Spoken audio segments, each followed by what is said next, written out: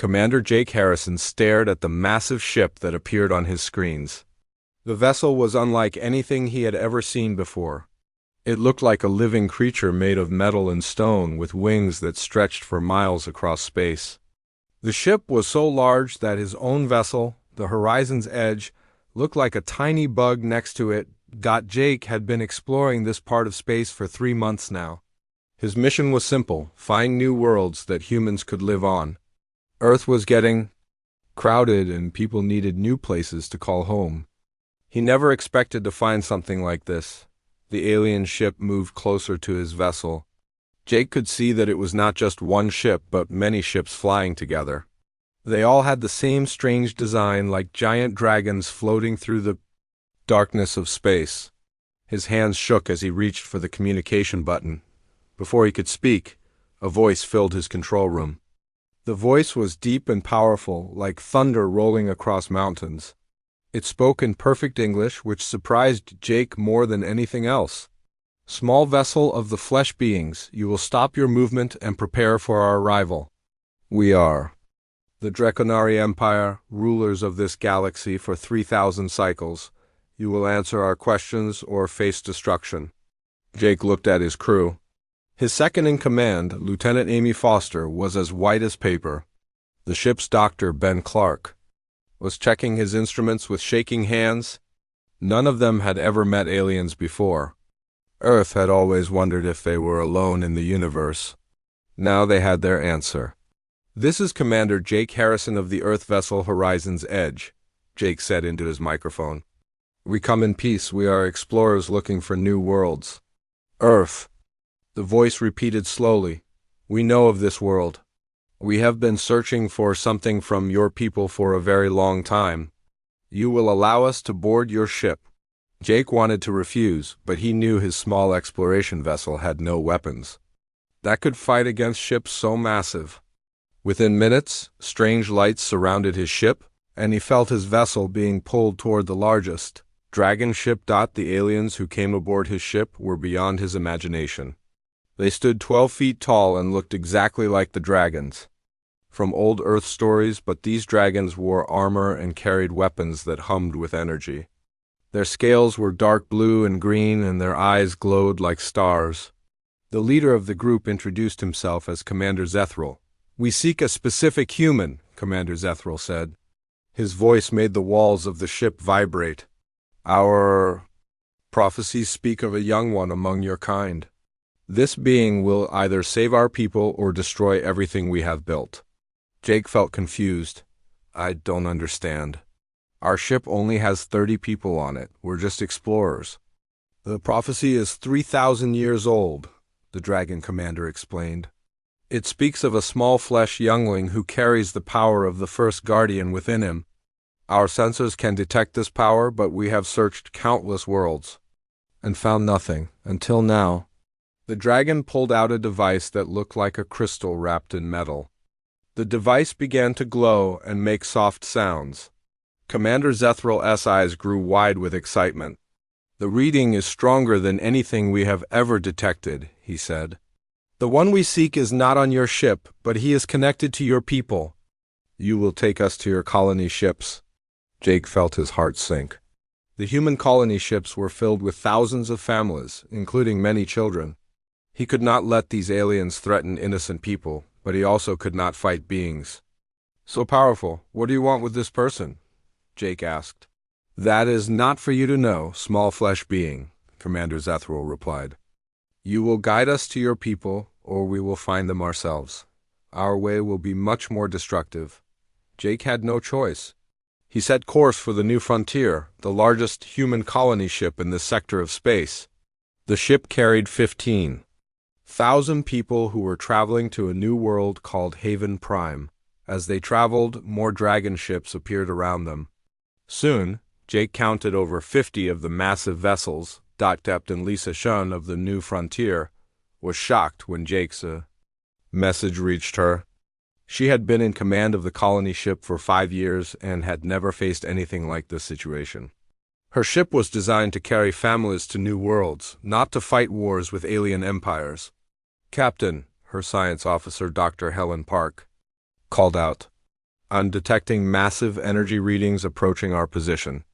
Whatever these ships are, they have power levels that are off our charts. Lisa looked at the families on her ship. There were couples who had saved their entire lives to afford passage to a new world. There were children who had been born on the ship and had never seen a planet. There were elderly people who dreamed of spending their final years under a real sun. She could not let anything happen to them. When the dragon ship surrounded the new frontier, Lisa felt like she was trapped in a nightmare. The aliens demanded to board her ship immediately. They brought devices that scanned every person on board. Lisa watched in fear as the dragons moved through the corridors of her ship, terrifying the families who hid in their rooms. The dragons found what they were looking for in the engineering section. Danny Martinez was a 15-year-old boy who helped his father Carlos repair systems throughout the ship. He was a quiet kid who loved working with machines and electronics. When the aliens saw him, their devices went crazy with lights and sounds. "This is the one," Commander Zethral announced.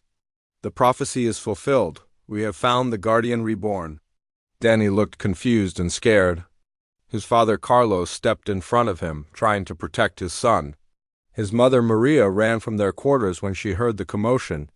"You cannot have our boy," Carlos said firmly. "He's just a normal kid." The dragon commander looked at the family with something that might have been pity in his glowing eyes. "Your son is far from normal, flesh being. He carries within him the power to save or destroy our entire civilization. We have waited 3,000 years for this moment." Lisa stepped forward. "What exactly do you want with him?" "He must come with us to face the High Council," Commander Zethral explained. "The ancient prophecies must be fulfilled. If you refuse, we will take him by force and destroy every human ship in this sector of space." Danny finally spoke up. His voice was small and shaky. "I don't understand what you want from me. I'm nobody special. I just fix broken things." The dragon looked down at the frightened boy. "You are the most important being in the galaxy, young guardian. Everything depends on what you choose to do." Lisa realized she was facing an impossible decision. She could surrender one innocent boy to save thousands of lives, or she could fight and watch everyone die. Either choice would haunt her forever. The fate of humanity had suddenly come to rest on the shoulders of a 15-year-old kid who just wanted to fix machines and live a normal life. Captain Lisa Chun refused to give up Danny Martinez without a fight. She sent an emergency message to every human ship in the sector, calling for help.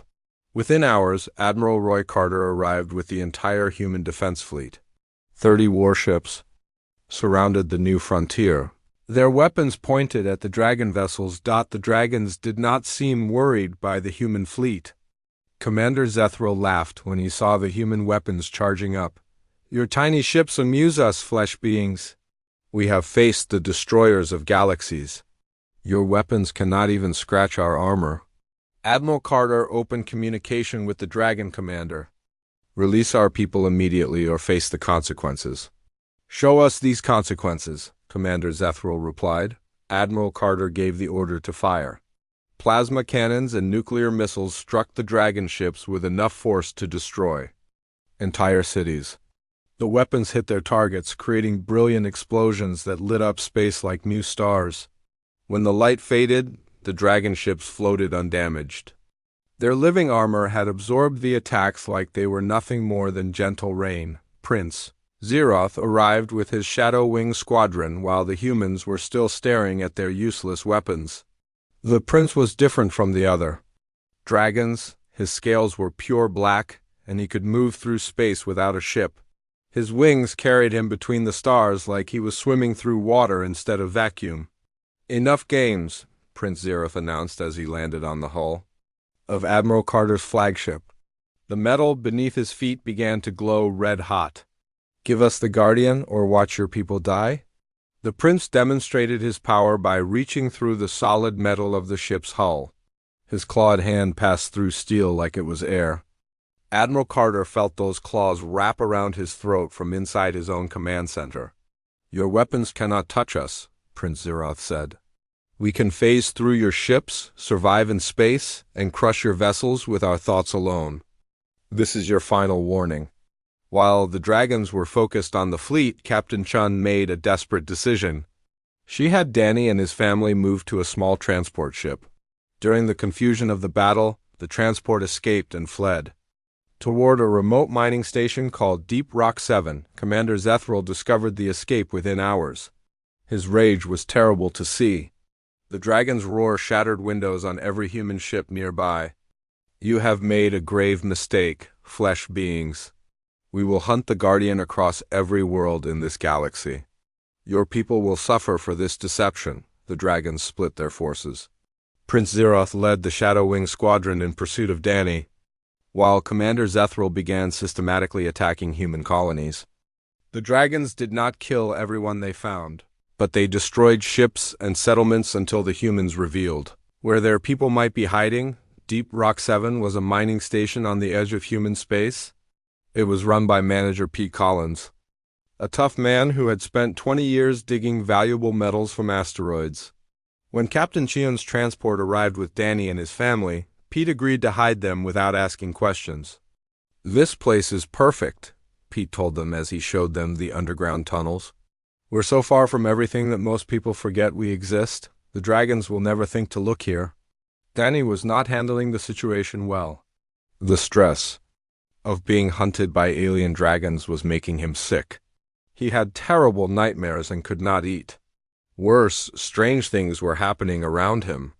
Electronic devices would stop working when he got upset. Lights would flicker when he was angry. Doctor Helen Park had come with them to study what made Danny so special. She ran test after test, but could not understand what the dragons saw in him. "Your brain patterns are unlike anything I've ever recorded," she told Danny. "It's like you're operating on a completely different frequency from normal humans." "What does that mean?" Danny asked. "I don't know," Dr. Helen admitted, "but whatever makes you special, it's getting stronger." Danny's adoptive parents, Carlos and Maria, finally told him the truth about how they found him. 15 years ago, they were working on a deep space research station when they detected an escape pod drifting near the edge of known space. Inside was a baby with no identification and no record of where he came from. "We always planned to tell you when you were older," Maria said, with tears in her eyes. "We never imagined it would matter like this. So I'm not even human?" Danny asked.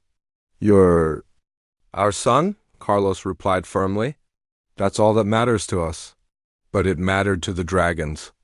Prince Zeroth and his squadron were getting closer to Deep Rock 7 every day.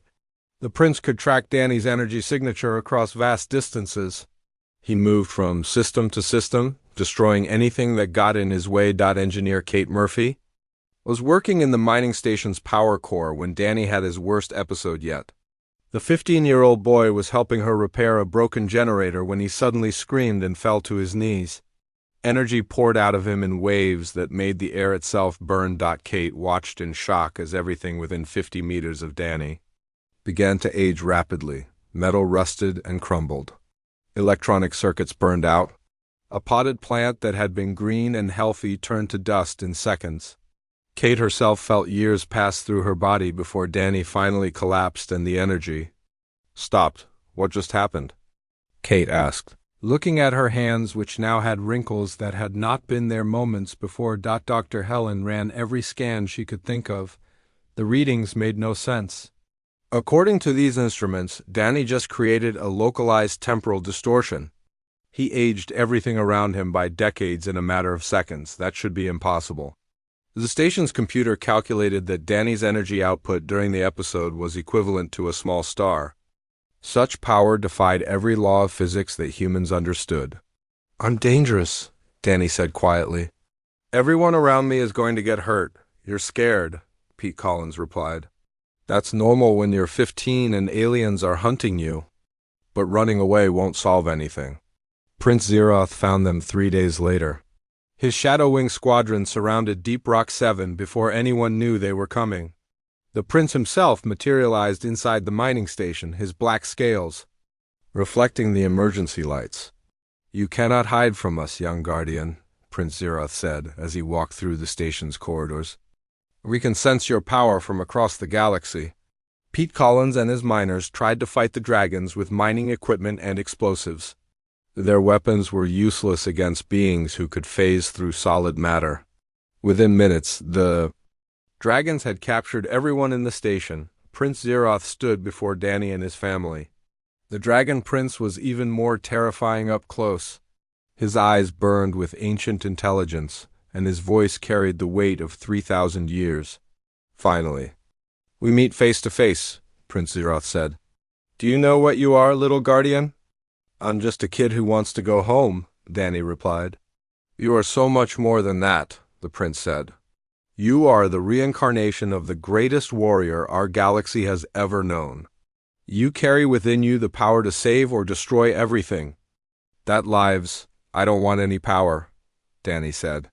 "I just want my family to be safe."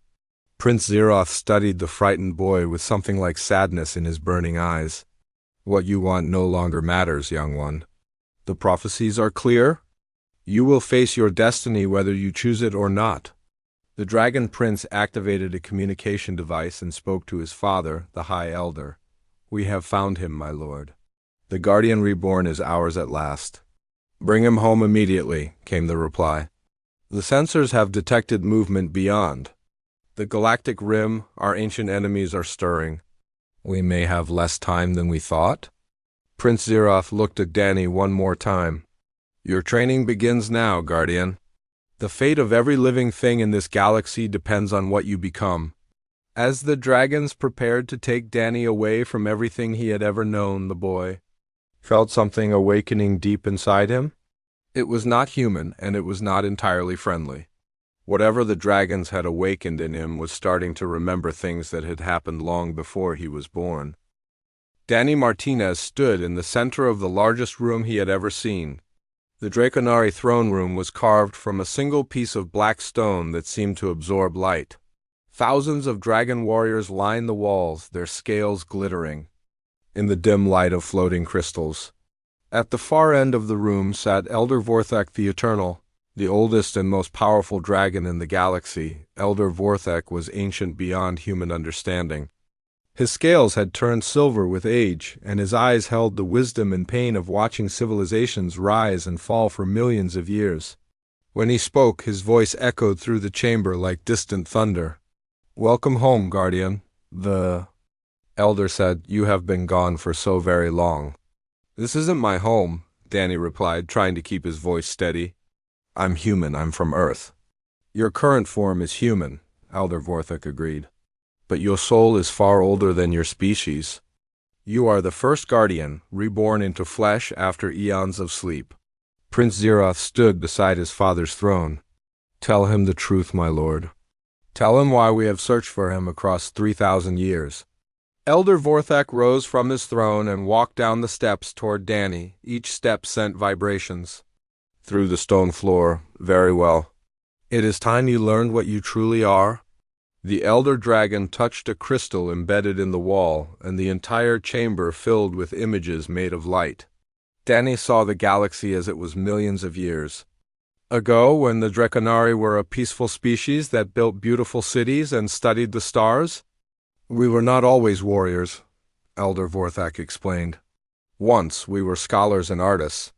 We believed the universe was a safe place where intelligent life could grow and flourish. We were wrong. The images changed to show something that made Danny's blood run cold. Creatures of living darkness poured through tears in space itself. They moved like liquid shadow and consumed everything they touched. Entire star systems vanished as if they had never existed. "The Devourers," Elder Vorthek said with hatred in his voice. "They come from beyond the barriers that separate our reality from the void. They feed on life itself, consuming the energy that makes stars burn and planets turn." Danny watched in horror as the shadow creatures destroyed world after world. "What happened to your people?" "We fought," Prince Zeroth answered. "Every dragon, every ship, every weapon we had. It was not enough. The Devourers were not bound by the laws of physics that limit us. They could exist in multiple dimensions at once, making them nearly impossible to kill. The images showed the final battle above the Draconari homeworld. Thousands of dragon ships fought desperately against the advancing darkness, but they were losing. The planet below was already half consumed, its surface turning black as the Devourers drained its life force. Our greatest scientist, Zothal the Wise, proposed a desperate solution, Elder Vorthak continued. We would create a being that could exist on the same level as the Devourers, someone who could fight them in their own dimension. The first? Guardian, Danny whispered, though he did not know how he knew the name. Yes, the Elder confirmed. We took our greatest warrior, Kethmer the Brave, and used technology that merged biology with quantum mechanics. We transformed him into something new, a being that could step between dimensions and wield the fundamental forces of reality itself. The images showed the transformation. Danny watched as a dragon warrior was placed in a chamber filled with swirling energy. When the process was complete, the being that emerged was no longer entirely dragon. He glowed with inner light and moved through space as easily as through air. The first Guardian fought the Devourers for 1,000 years, Prince Zeroth said. He drove them back beyond the dimensional barriers and sealed the tiers in space, through which they had entered our reality. But the victory came at a terrible cost, Elder Vorthak added sadly. The power needed to banish the Devourers was too much for any single being to contain. To prevent that power from destroying everything he had fought to save, the first Guardian scattered his essence across space and time. He died to save us all, Prince Zeroth said, and we have been waiting ever since for his essence to gather itself together and be reborn. Danny felt dizzy. The story was too big, too impossible to believe. You're saying I'm this dead dragon warrior? Not exactly, Elder Vorthak replied. Your soul carries the essence of the first Guardian, but you have lived many lives since then. You have been human, alien, energy being in forms we have no names for. Each life adds to your experience and power. I don't remember any of this, Danny protested. The memories are locked away to protect you, the Elder explained. If you remembered everything at once, the knowledge would drive you mad. But as your power awakens, the memories will return. Prince Zeroth stepped forward, and awaken it must, Guardian. Our sensors have detected movement beyond the galactic rim. The Devourers are gathering their strength again. They have found new ways to breach the dimensional barriers. Danny's heart sank. How long do we have? Perhaps 50 years, Elder Vorthak said grimly. Not long enough to rebuild our defenses. Only the first Guardian's power can stand against them. I'm 15 years old, Danny said desperately. I can't save the galaxy. I can barely pass my math tests. You must try, Prince Zeroth insisted. Every living thing in this galaxy depends on you accepting your destiny. Danny looked around the throne room at thousands of dragon warriors, all watching him with hope and desperation in their eyes. The weight of their expectations felt like it would crush him. What if I refuse? Danny asked quietly. The throne room fell silent. Elder Vorthak's ancient eyes filled with sorrow. Then we will all die, Guardian. Every human, every dragon, every form of life that exists will be consumed by the Devourers. The galaxy will become empty darkness. No pressure, Danny muttered. The silence was broken by alarms echoing through the chamber. A dragon messenger flew in and landed before the throne, his scales bright with panic. My lord, the messenger gasped. The deep space sensors have detected an anomaly near the galactic barrier. Something is testing our defenses. Elder Vorthak's expression became grim. Show us. The crystal displays filled with new images. At the very edge of the galaxy, space itself was rippling like water. Through the distortions, Danny could see hints of the same living darkness he had witnessed in the historical records. They are early, Prince Zeroth said with shock. The Devourers were not supposed to return for decades. Plans change when the Guardian awakens, Elder Vorthak replied. They can sense his presence just as we can. They know their ancient enemy has returned.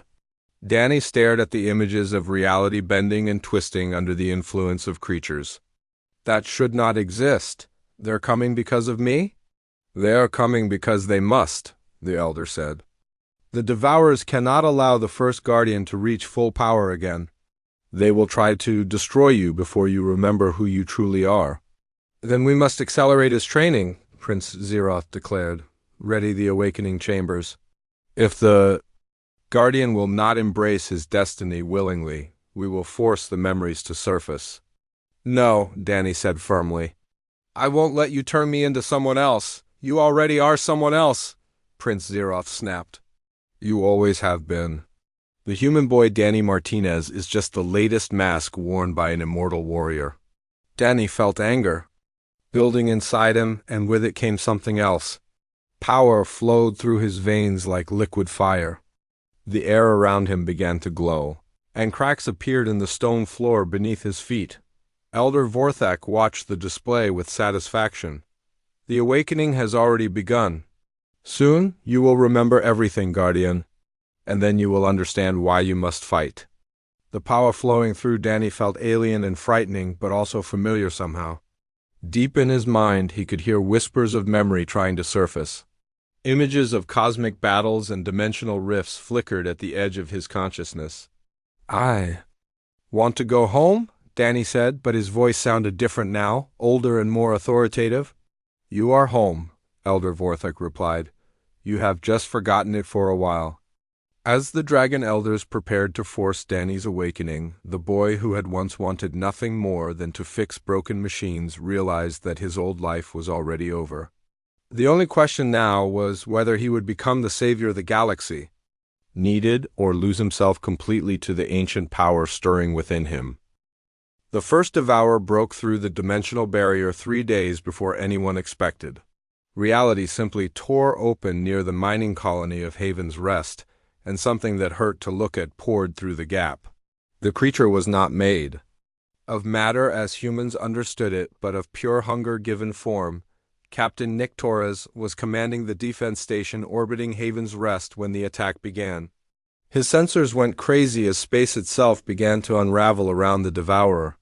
The creature moved toward the planet below, and everywhere it passed, stars began to dim and die. All ships, open fire, Captain Torres ordered. Target the unknown entity. 20 human warships unleashed everything they had. Plasma cannons, nuclear missiles, and energy beams struck the Devourer with enough force to shatter moons. The weapons passed through the creature without slowing it down. The entity was not entirely present in their dimension, making physical attacks useless. The Devourer reached Haven's Rest within minutes. Captain Torres watched in horror as the planet simply ceased to exist, not destroyed, not exploded, but wiped from reality as if it had never been there. 3 million people vanished with their world, leaving only empty space where a thriving colony had been moments before. Danny felt the planet die from halfway across the galaxy. He was in the Draconari awakening chamber when the psychic scream of 3 million souls reached him. The boy collapsed to his knees as memories that were not his own flooded his mind. It has begun, Elder Vorthak said grimly.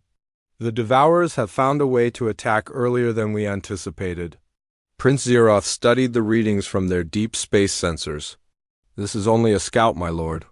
The readings show at least a dozen more entities gathering beyond the barrier. Danny struggled to his feet, his eyes now glowing with inner fire. I felt them die. All those people just gone. And there will be billions more if you do not accept your power, the Elder Dragon replied. The awakening process can no longer wait. The awakening chamber was a spherical room filled with floating crystals that hummed with ancient energy. As Danny was placed in the center, the crystals began to pulse in rhythm with his heartbeat. Memories that had been locked away for millions of years started to surface. Danny remembered being Kethmor the Brave, the dragon warrior who had volunteered for transformation. He remembered the pain of having his essence scattered across dimensions, to contain power too vast for any single being. He remembered watching civilizations rise and fall while waiting for the day when he would be needed again. But each memory that returned took away a piece of the human boy Danny had been. His voice changed, becoming deeper and more commanding. His mannerisms shifted as ancient knowledge overwrote teenage confusion. The 15-year-old who loved fixing machines was fading away. Dr. Helen Park, an engineer. Kate Murphy had been brought to the Dragon ship to monitor Danny's condition. They watched in alarm as their readings showed his human brain patterns being replaced by something far more complex. "We're losing him," Dr. Helen reported to Captain Lisa Shun over the communication link. "His neural activity is completely different. Now it's like Danny Martinez is being overwritten by someone else." Captain Torres arrived at the Dragon ship just as the second Devourer attack began. This time the creature appeared near the agricultural world of Green Valley, where Danny's friend Pete Collins had been relocated after the mining station was destroyed. Danny felt Pete's terror as the Devourer consumed everything around him. The rage that filled the awakening Guardian was terrible to witness. The crystals in the chamber began to crack under the pressure of his emotions. "I have to stop them," Danny said, but his voice was no longer entirely his own. Ancient power flowed through every word. "You are not ready," Elder Vorthok warned. "Your power is awakening too quickly. If you try to fight now, you could destroy yourself." "People are dying," Danny replied. The boy who had once been afraid of everything was gone, replaced by someone who had fought cosmic horrors for millennia. Danny broke free from the awakening chamber, shattering the ancient crystals with his bare hands. Energy poured from his body as he stepped through dimensions, appearing instantly in the space near Green Valley. The Devourer was larger than the first one, a writhing mass of living void that consumed light itself. When it saw Danny, the creature paused in its destruction of the planet below. Recognition flickered through its alien consciousness. "Guardian," the Devourer spoke directly into Danny's mind. "You have returned at last. We have waited so long to finish what we started." "You will not have this world," Danny replied, his power building until space around him began to glow. The battle that followed was fought across multiple dimensions, simultaneously. Danny and the Devourer clashed on levels of reality that human instruments could not detect. They fought with forces that bent the laws of physics and made nearby stars flicker with the violence of their conflict. Danny won, but the effort left him unconscious for 3 days. When he woke up, his body had aged several years. The strain of using Guardian powers in a human form was enormous. Dr. Helen examined him carefully. "Your cellular structure is changing. The power is rewriting your DNA to handle the energy flows." "I can feel it," Danny said quietly. "Every time I use the Guardian abilities, I lose more of who I used to be." Captain Torres joined them in the medical bay. "The Dragon scientists think they have a solution. They want to build some kind of neural stabilizer that will let you access your power while keeping your human memories." "Will it work?" Danny asked. "We don't know," Captain Torres admitted. "The technology has never been tested on someone like you." Working with Draconari scientist Yorthel the Wise, the human and dragon teams created a device that looked like a silver crown embedded with crystals. The neural stabilizer was designed to create a bridge between Danny's human consciousness and his Guardian memories. "This will allow you to access your full power without losing yourself completely," Yorthel explained as they fitted the device to Danny's head. "But the balance is delicate. Use too much power too quickly and you could still be overwhelmed." And the test came sooner than anyone wanted. A massive Devourer entity, larger than any they had seen before, broke through the dimensional barrier near Earth itself. This creature was not a scout, but one of the ancient Devourer lords that had personally fought the first Guardian millions of years ago. Danny felt the creature's presence like a weight on his soul. This was one of the beings that had destroyed his original form and scattered his essence across the cosmos. The hatred between them was older than human civilization. "This one is mine," Danny said as he prepared to phase between dimensions. "Wait," Captain Torres called out. "Take this with you." He handed Danny a communication device. "Whatever happens, don't face this thing alone. We're all in this together." Danny smiled, and for a moment he looked like the 15-year-old boy who had just wanted to go home. "Thanks, Nick. I'll remember that." The Guardian Reborn stepped through reality and appeared in Earth's solar system. The Devourer Lord was already consuming the outer planets, turning gas giants into empty void. When it sensed Danny's presence, the creature turned with anticipation. Kethmor, the Devourer Lord spoke with the voice of dying stars. How many times must we destroy you before you accept that your cause is hopeless? As many times as it takes, Danny replied. Power building around him like a second sun, the battle for Earth raged across the solar system. They fought among the asteroids, using moons as weapons and bending the fabric of space-time itself. Danny discovered that his power was greater than it had been in his original form, enhanced by millions of years of accumulated experience across countless lifetimes. But the Devourer Lord was cunning and ancient. It had learned new tricks during its long exile beyond the dimensional barriers. The creature wrapped Danny in coils of living darkness that drained his energy and clouded his mind. You cannot win, Guardian, the Devourer Lord hissed.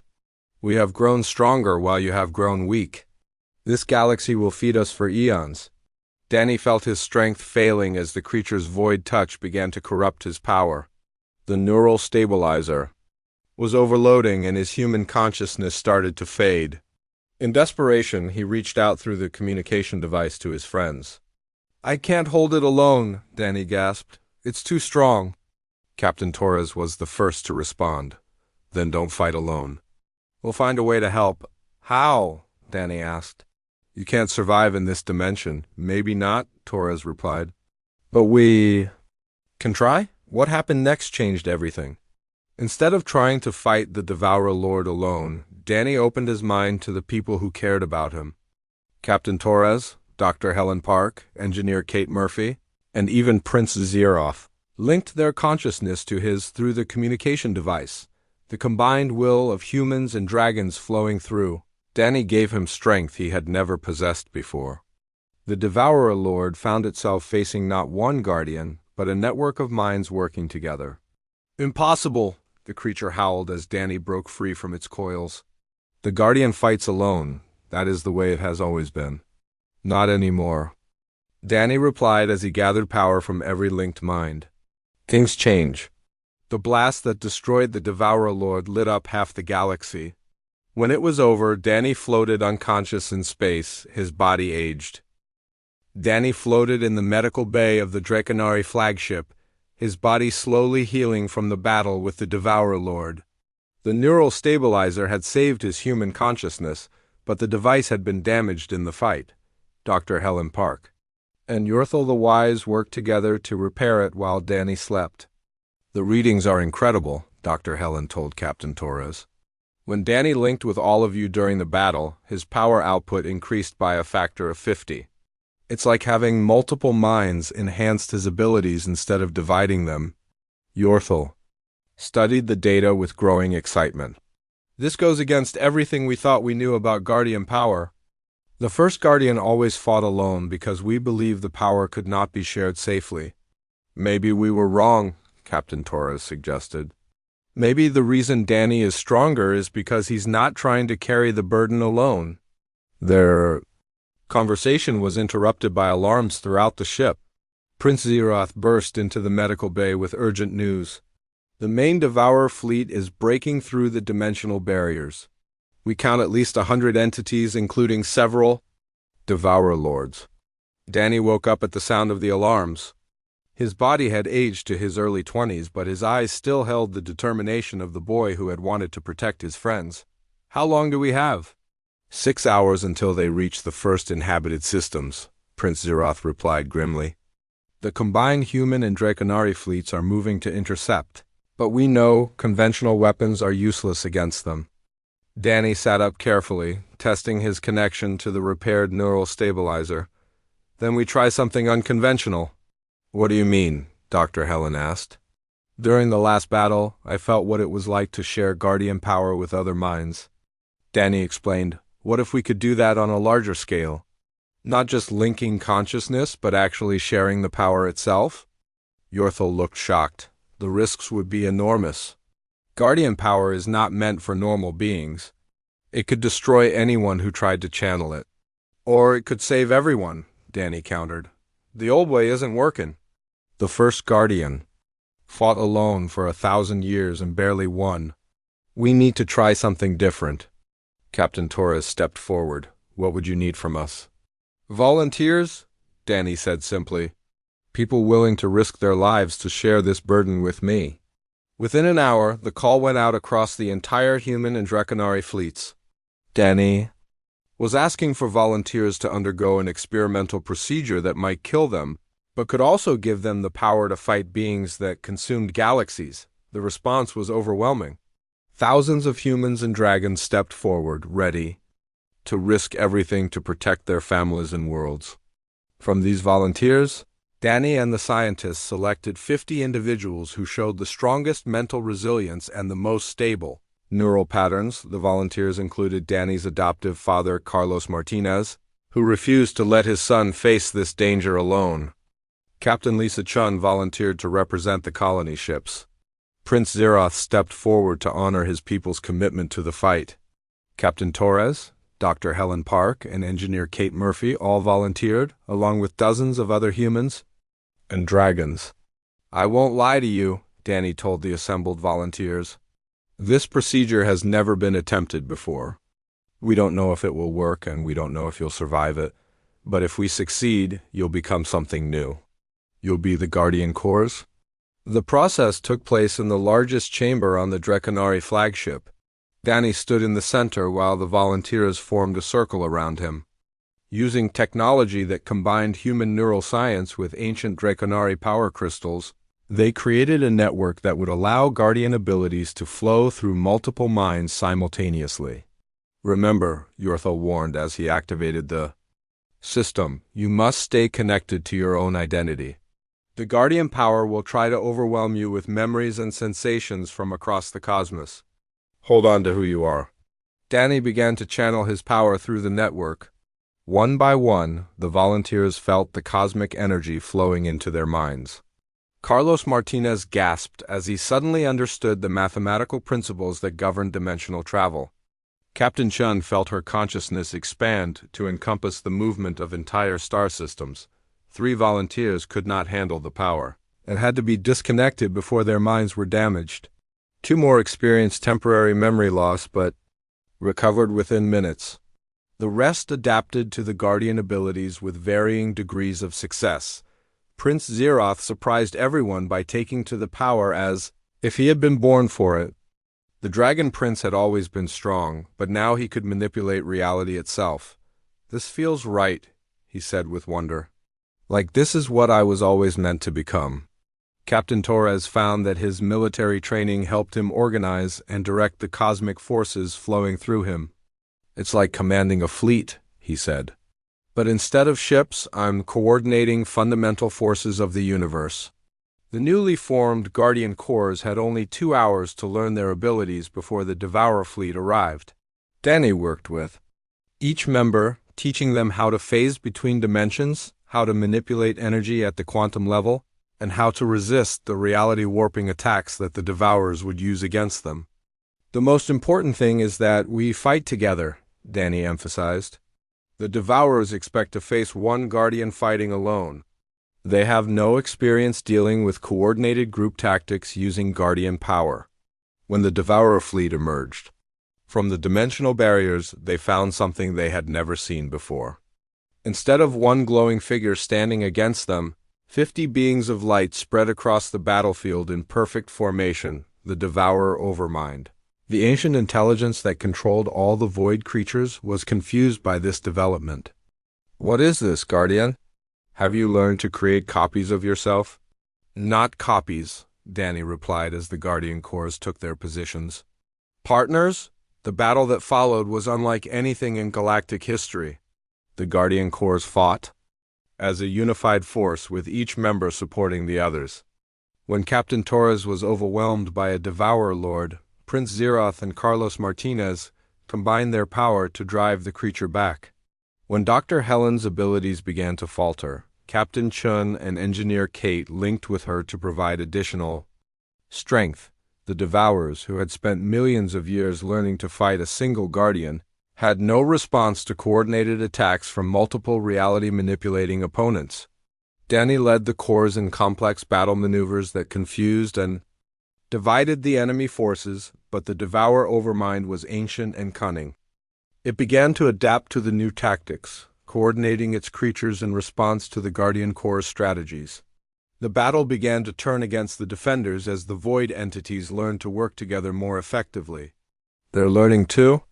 "Fast," Captain Torres reported as a group of Devourers managed to surround 3 Guardian Corps members. "We need a new approach." Danny looked across the battlefield at the Devourer Overmind, a creature of pure, malevolent intelligence that had orchestrated the consumption of countless galaxies. An impossible idea began to form in his mind. "What if we don't destroy them?" Danny asked suddenly, "What do you mean?" Prince Zeroth responded while fighting off 2 Devourer Lords simultaneously. "The Devourers exist because they're driven by endless hunger," Danny explained. "But what if we could change what they hunger for? What if instead of consuming life, they protected it?" Dr. Helen, her consciousness expanded by Guardian power, immediately understood what Danny was suggesting. Transformation instead of destruction. Convert the enemy into allies. "That's insane," Captain Torres said. "How do you change the fundamental nature of beings that have existed for millions of years?" "With the power of 50 Guardians working together," Danny replied. "Something that's never been tried before?" The Guardian Corps formed a new configuration, with Danny at the center and all other members channeling their power through him. The combined energy of 50 reality-manipulating beings focused on a single goal, not to destroy the Devourers, but to transform them into something new. The process was unlike anything the universe had ever witnessed. Danny and the Guardian Corps reached into the quantum foundations of the Devourer entities and began rewriting their basic nature. Instead of creatures driven to consume, they became beings compelled to protect and preserve. The Devourer Overmind fought against the transformation with all its ancient will, but it could not resist the combined power of the Guardian Corps. Slowly, inevitably, its endless hunger was replaced by an equally powerful drive to safeguard life throughout the cosmos. When the transformation was complete, the former Devourers became the protectors of the Void, cosmic entities dedicated to maintaining the barriers between dimensions and preventing other reality-threatening forces from entering normal space. The war was over, but something extraordinary had happened that went far beyond victory.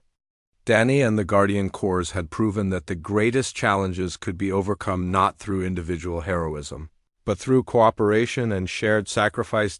In the weeks that followed, humans, Draconari, and the Reformed Protectors established the Galactic Covenant, an alliance dedicated to protecting life throughout the universe.